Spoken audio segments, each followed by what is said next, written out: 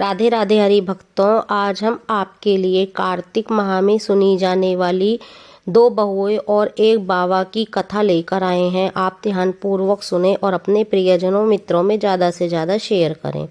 सो ध्यानपूर्वक सुने। एक समय की बात है। एक बूढ़े बाबा थे जिनकी दो बहुएं थीं।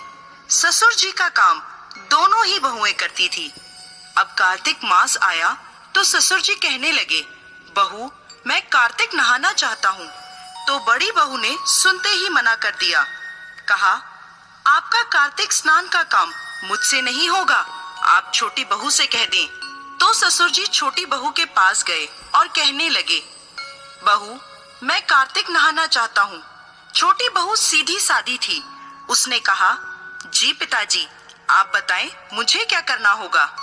तो ससुर जी कहने लगे, ज्यादा कुछ नहीं करना बेटा, रोज मेरे नहाने के लिए पानी भर देना, मेरी धोती धोकर सुखा देना और दोपहर का खाना बना देना। अब छोटी बहू रोज सुबह 5 बजे उठकर कुएं से पानी भरकर ला देती, जिससे ससुर जी स्नान कर लेते, उनकी धोती धोकर सुखा देती और दोपहर में ससुर जी को गरम गरम रोटी बनाकर खिला देती। जब छोटी बहू ससुर जी की धोती धोकर सुखाती तो उसमें से गिरने वाले पानी की बूंदें वहां मोती के रूप में इकट्ठी हो जाती थी। पर छोटी बहू इतनी नादान थी कि वह समझ नहीं पाती थी और रोज सुबह झाड़ू लगाकर आंगन में एक तरफ मोती का ढेर लगा देती थी।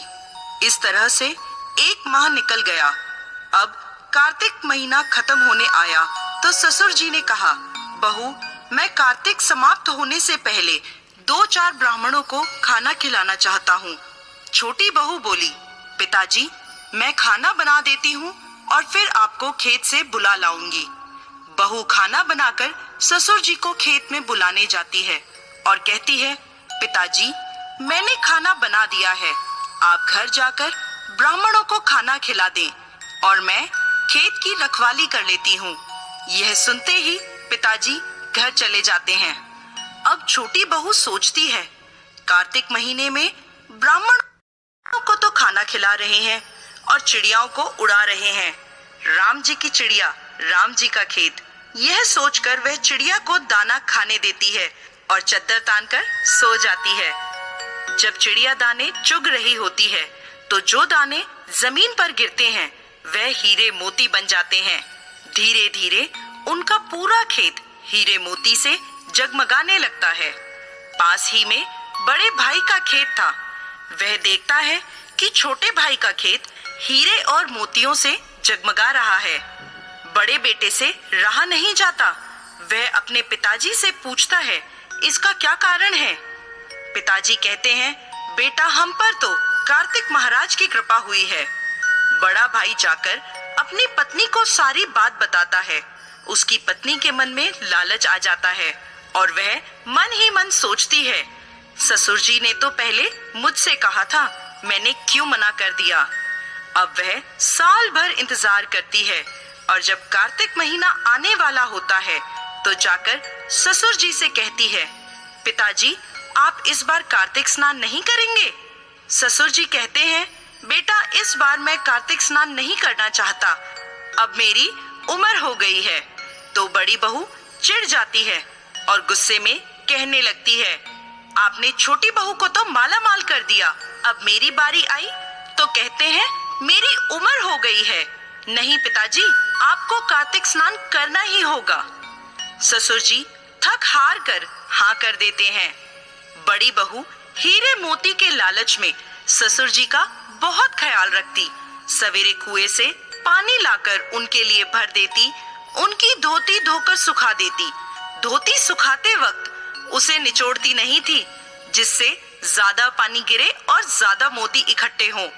उस पानी से कोई हीरे मोती तो नहीं बने, पर जमीन में गड्ढे जरूर हो गए।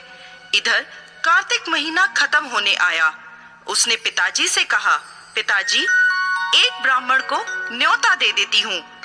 अब वह जल्दी से खाना बनाकर ससुर जी को बुलाने खेत पर चली गई और खुद खेत की रखवाली करने लगी। खेत में कोई भी चिड़िया दाना चुगने आती तो वह उसे भगाकर कहती, कोई भी एक भी दाना मत खाओ, अभी यह सब मेरे हीरे मोती बनने वाले हैं। धीरे धीरे शाम हो गई। शाम तक उसके खेत में कोई हीरे मोती के ढेर नहीं बने, बल्कि उसकी बालियों में दाने भी नहीं रहे। तो वह ससुर जी के पास लड़ने पहुंची। तब ससुर जी ने कहा कि बहू, तूने तो देखा देखी पैसे के लालच में मेरी सेवा करी, जबकि छोटी बहू ने तो निस्वार्थ भाव से मेरी सेवा की, इसलिए उसे कार्तिक महाराज की कृपा मिली। और तूने देखा देखी करी, लालच करा, तो तेरी फसल भी खराब हो गई। हे कार्तिक महाराज, जैसे छोटी बहू पर कृपा करी वैसे सब पर करना, और जैसे बड़ी बहू पर करी वैसी किसी पर मत करना। कथा अधूरी हो तो पूरी करना, और पूरी हो तो मान करना। कथा पसंद आए तो मेरे चैनल को लाइक, शेयर एंड सब्सक्राइब करें, बेल आइकन को प्रेस करें और ज़्यादा से ज़्यादा वीडियो को शेयर करें। राधे राधे हरि भक्तों।